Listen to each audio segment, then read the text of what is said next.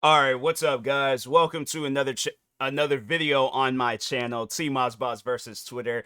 Yeah, I just had to do this new take of this video because so I'm halfway through recording and the video was going so good. Realized I had somebody's stream playing in the background, so I see that the desktop audio thing it started going crazy, and I'm like, I gotta do this video all over again. And it was a good video too, but that's why I was like, I'm not trying to have it where it's like you guys are hearing my voice and then the person's stream playing in the background. You would think that like OBS Studios, it's just, yeah, at times I'm like, man, it's just there's some stuff that happens and I'm like, you know what?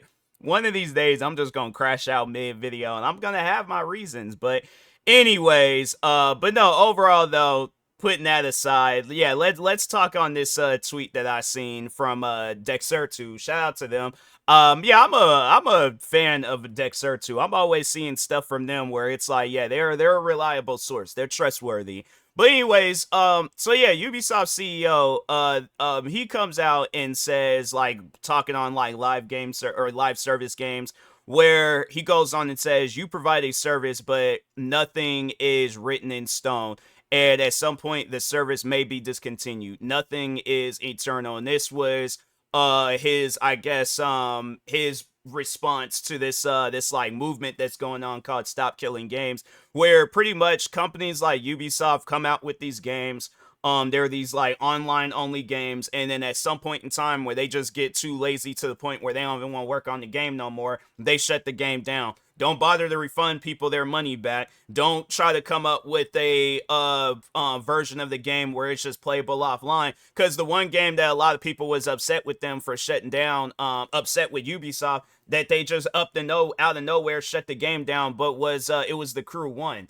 And so yeah, you could play the Crew 2. You could play the Crew Motorfest, that being the latest addition to the game. But the Crew 1, gonzo. Can't play that game no more.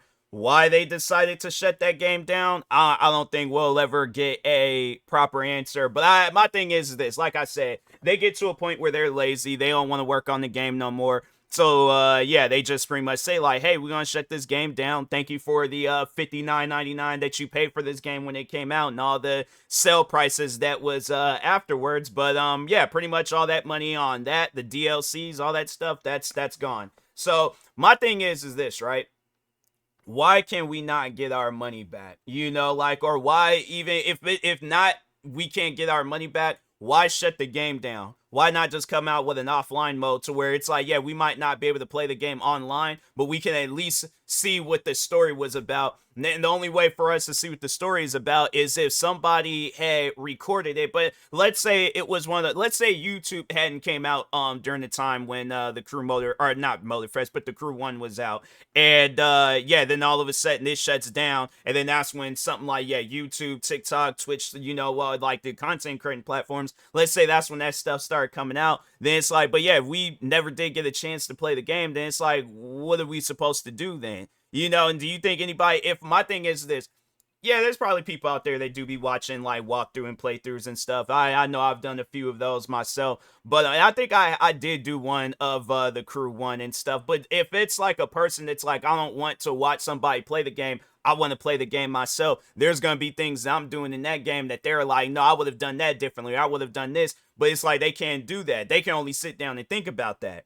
But I'm like, and then on top of that, shutting down the Crew 1, meanwhile you guys got games that's bugged, glitch, don't even work properly, and this game's that's been out for years. One game that I can think of for an example that Ubisoft then came out with is the Division 2. So recently I was playing that game, and there's this like companion drone that you can take with you, and it'll like fight off enemies and stuff. So yeah, if in case of like, if you got like a crowd of enemies in front of you and you try and focus on the crowd of enemies behind you, that's what that drone is there for, right?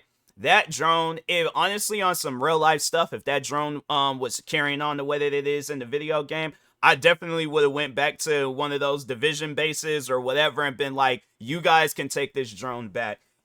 My thing is this, what drone do you know just randomly gets stuck not on a rope, next to a rope? So like let's say this is the rope right here, right? The drone is just floating next to the rope. You're calling the drone over, and what's crazy is like you're standing on the side where it's not like it's on the like the drone is on one side of the rope and then you're on the other side.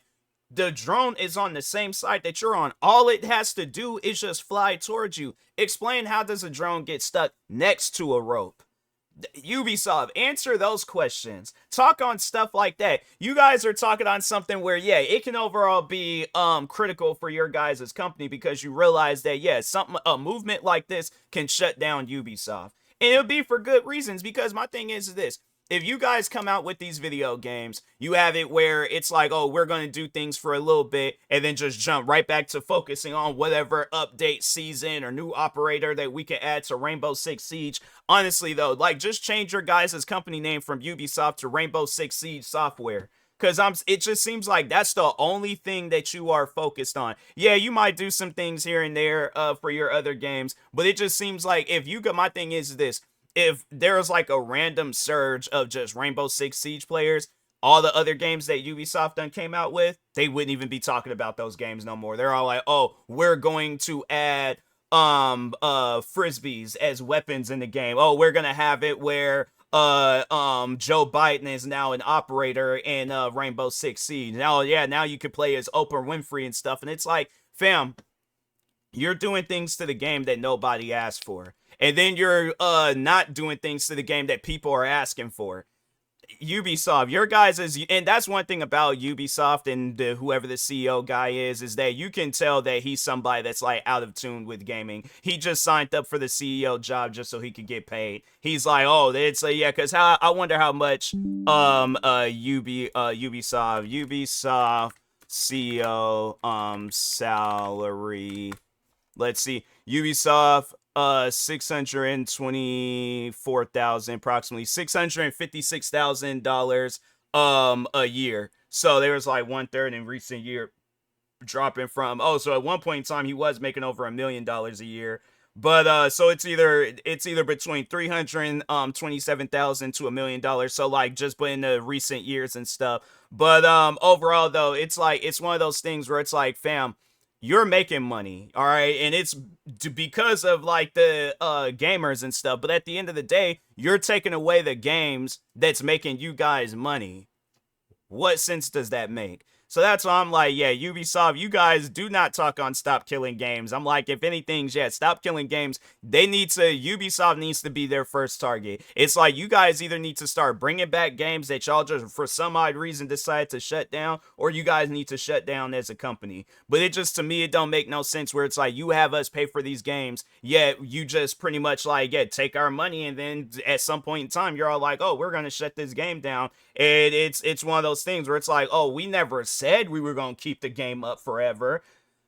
You look at all the like games, because that was one thing that I had said in my last video. When you look at like so many different games that came out during like the PlayStation 1, Xbox, PlayStation 2, 3, Xbox 360, you look at games from that era, and there's even games today where it's like, it came out like after, you know, the crew or before the crew, but you look at games like just from them time frames where they're still accessible till this day. It is games where it's like, you haven't seen an update, you haven't seen a DLC, none of that stuff, but they're still available to be purchased. Whether you're going to a retro game store, or you're going to a GameStops, or you're just scrolling through the store of Xbox, PlayStation, Steam, Epic Games, you know, it trips me out where it's like, there's all these games that's still accessible. Ubisoft, it's like, most likely it's other companies too. I could see companies like 2K, EA, I think there you could go back and play some of their older like Madden games. I just don't know when exactly was the cutoff point, but yeah, overall though, it's like, here it is, it's just all these companies where it's like, yeah, you guys are cool with that, but what about us gamers? So that's why I'm like, yeah, you guys are missing the point. It's like, nobody's not trying to spend money. If that's the case, then start putting your games out for free. So at least then it's like, we're not paying money for these games that y'all gonna shut down whenever you feel like shutting it down. So, but anyways, yeah, with that being said, I will talk to y'all later. Thank you guys for watching. Like, subscribe if you're new to the channel, and peace.